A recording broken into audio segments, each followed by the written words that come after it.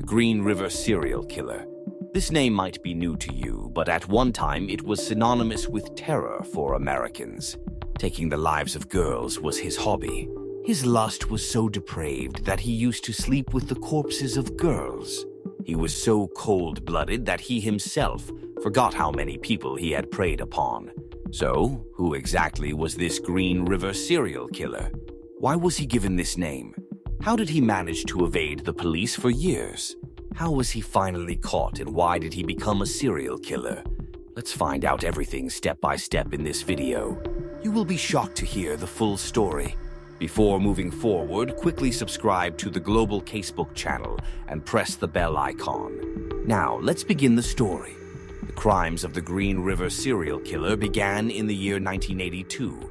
On July 15, 1982, people suddenly spotted a body floating in the Green River, which flows through the city of Seattle, USA.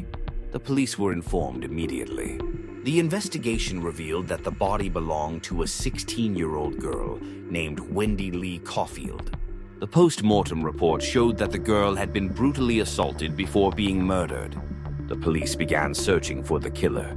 Many days passed, but the police remained empty-handed.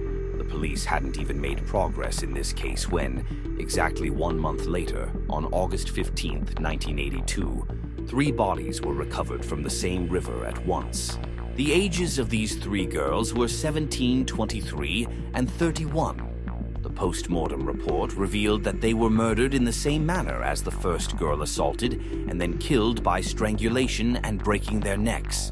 While the police were still trying to connect these deaths, between October 8th and November 7th, 1982, 3 more bodies of girls were found in areas surrounding the same river. This news caused a massive uproar throughout the state. The police administration launched a vigorous search for the killer, but no clue was found. Despite having no solid evidence, the police interrogated dozens of suspects in custody, but they found no success. Among the suspects taken into custody was the name Gary Leon Ridgway. He was detained because a girl's family claimed that the truck they last saw her getting into was parked outside Ridgway's house the next morning. Samples from Ridgway and all other suspects were matched with the semen samples recovered from the victims and other evidence. However, none of the suspects' samples matched the evidence collected from the victims' bodies. All suspects were released. But at that time, who knew that one of the suspects the police were setting free was the killer of all these girls and would become the cause of dozens more deaths? That suspect was Gary Leon Ridgway. Ridgway was born on February 18, 1949, in Utah, USA. His father was a bus driver. In 1969, he completed his graduation and married his high school girlfriend. Shortly after, he joined the U.S. Navy and was sent to fight in the Vietnam War. In Vietnam, he began spending most of his time with sex workers. Additionally, he started behaving very badly toward his wife. Because of this, his marriage broke within a year. He married for a second time in 1973 to a girl named Marcia Lorene Brown. This marriage dragged on somehow but finally broke in 1981. The biggest reason for the divorce was that Ridgway still visited sex workers whenever he had time and treated his wife with extreme brutality. In 1981, Ridgway's second marriage ended, and from 1982 he stepped into the world of crime. As mentioned at the beginning of the video, he started killing girls one after another. He committed the first murder on July 15, 1982. After that, many more bodies were recovered from the same river, but the police failed to reach Ridgway. Although the police did take Ridgway into custody as a suspect in 1982, no charges could be proven because DNA profiling technology was not as advanced as it is today. Consequently, the samples collected from the victims' bodies could not be matched with Ridgway's DNA, and he was released. There was one thing common among all the bodies found so far. Most of them were sex workers. Some were girls who had run away from home after fighting with parents or had been kicked out. Since sex workers were being mysteriously murdered one after another, the police started keeping a close eye on them to catch the killer. During this, the police one day saw Ridgway getting into a violent confrontation with a sex worker and trying to kill her. Seeing this, the police arrested him immediately. He was interrogated, and considering the murdered girls as suspects, he was even given a polygraph test. However, he managed to trick the polygraph test, and the police were forced to release him. After being released, Ridgway continued killing girls just as before. Most of the girls he killed were dumped in the Green River or nearby areas. The police were only finding bodies, and there was no trace of the killer. Therefore, the media named this unknown killer the Green River Serial Killer. The reason for this name was that the first 5 bodies were found in the Green River, and most subsequent bodies were found near its banks. In the following years, the number of dead girls exceeded a dozen, but the police still had no lead. On the other hand, after retiring from the U.S. Navy, Ridgway worked as a painter in a truck factory. He was so cunning that he worked in the factory during the day and went out to hunt girls as evening fell.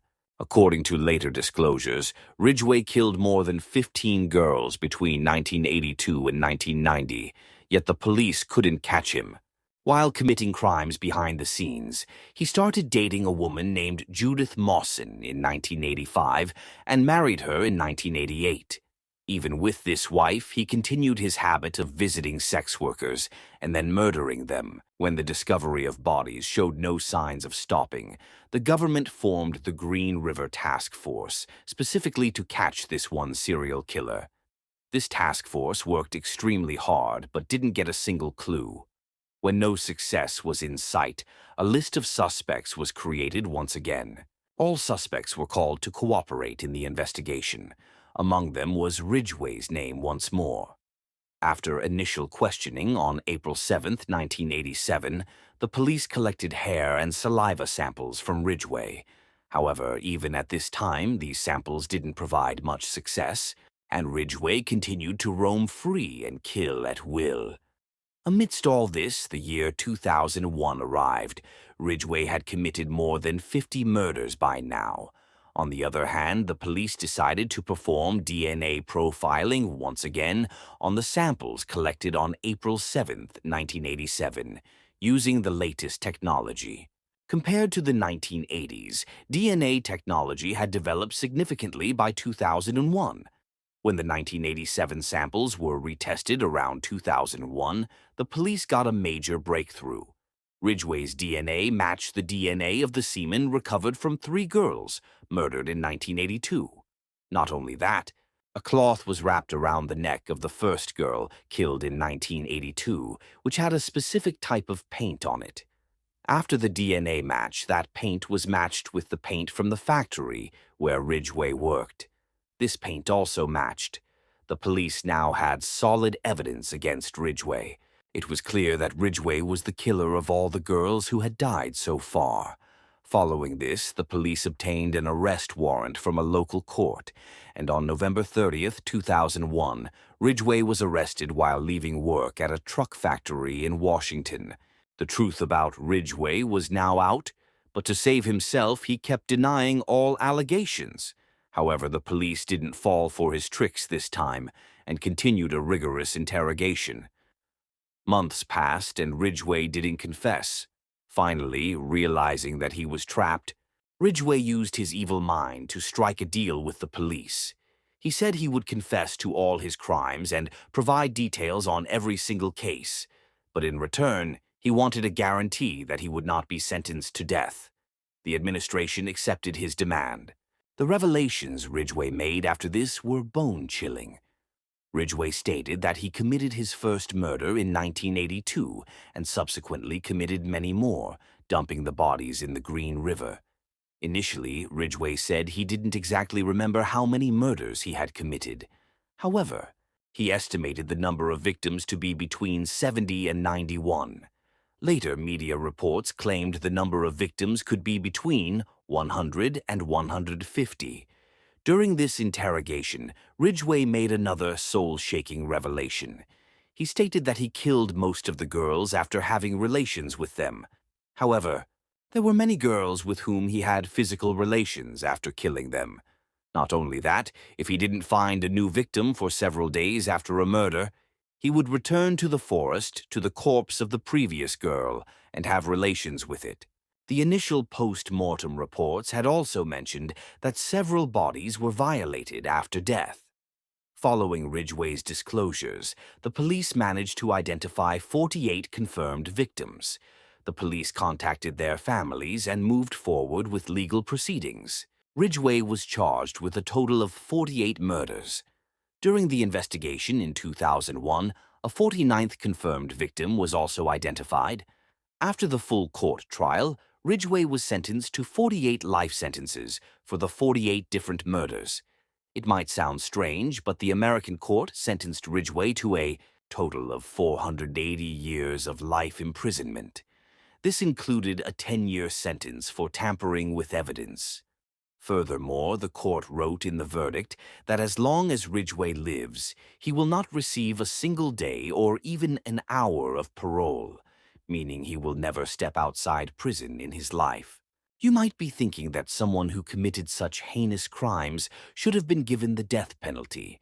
But if you recall, we mentioned earlier that Ridgway had demanded no death penalty in exchange for his confession and cooperation. This is why he didn't get the death sentence. Although he wasn't hanged, his life imprisonment is worse than a death sentence. The kind of life imprisonment he received can be described as worse than death.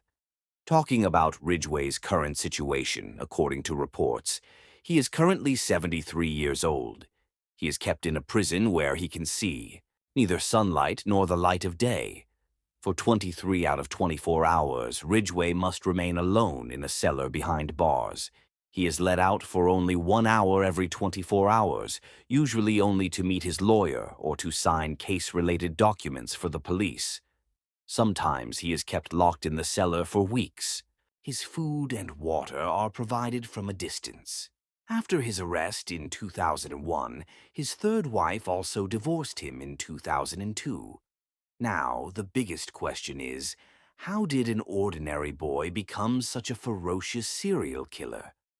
Why did he have so much hatred for sex workers and girls?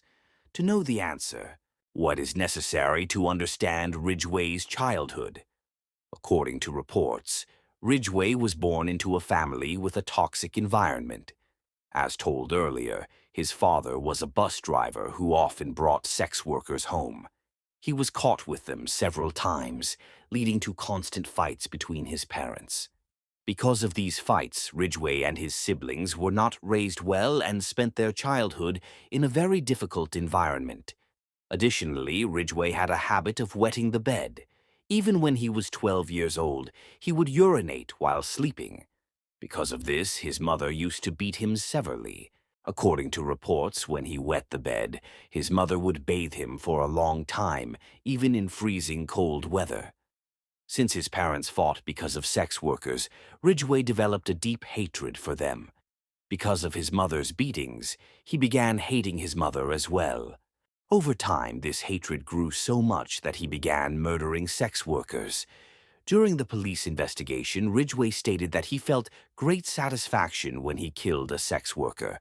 He also said that when he killed a woman, he felt as if he was killing his mother, which gave him happiness. According to him, he felt he was taking revenge on his mother for his childhood. Due to his murders and revelations, Ridgway is considered the second most ferocious serial killer in American history. Several movies have been made about his brutality. Friends, do you agree with the punishment given to this ferocious serial killer? Do let us know in the comment box. If you liked our hard work, please like and share this video.